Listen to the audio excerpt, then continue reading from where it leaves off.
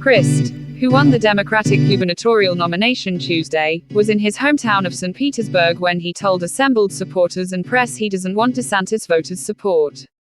Christ called DeSantis anti-freedom Ron and claimed the incumbent doesn't respect your freedom if you're African American, before declaring those who support the governor should stay with him and vote for him, and I don't want your vote. If you have that hate in your heart, keep it there. On Tucker Carlson tonight, DeSantis called Christ's criticism of Floridian civilians contemptible and labeled him a political chameleon who has sought or been in public office most of his life. A Washington state sheriff's deputy was injured in a head-on collision caused by a suspected drunk driver on Wednesday night, according to officials. Authorities say the driver was booked for DUI after the crash. The injured sheriff's deputy works with the King County Sheriff's Department. The crash happened in Snohomish County. State Route 2 was fully closed around 9 p.m. as authorities investigated the crash scene. A federal jury has found that Los Angeles County must pay Vanessa Bryant $16 million after first responders snapped and shared grisly photos of the fatal 2020 helicopter crash that killed her husband, 13-year-old daughter and 7 others.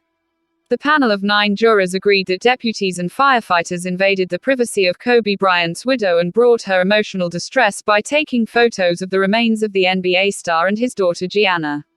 Vanessa Bryant, 40, wept quietly as the verdict was read following 412 hours of jury deliberation, and walked out of court holding the hand of her 19-year-old daughter Natalia.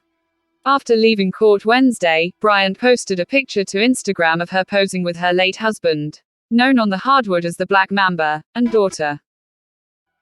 5 years ago, a violent campaign by security forces in Myanmar sparked a mass exodus of about 730,000 Rohingya, who, carrying their belongings on their backs and sometimes crowding onto makeshift bamboo and jerrycan rafts, fled in search of safety. Most headed to neighboring Bangladesh. The violence, which included reports of gang rape, mass killings, enforced expulsion, brought renewed international attention to decades of documented persecution against the mostly Muslim Rohingya, who are largely stateless after years of what rights monitors have called systematic marginalization by Myanmar's government. Myanmar's military authorities have detained the United Kingdom's former ambassador to the country, according to anonymous sources quoted by news agencies. Vicky Bowman, who currently runs the Myanmar Center for Responsible Business (MCRB), and her husband, Hain Lin, a Burmese artist and former political prisoner, were reportedly detained on Wednesday in Yangon, 4 sources told the Reuters and AFP news agencies. Be aware. With the world. APN. Broadcast Service.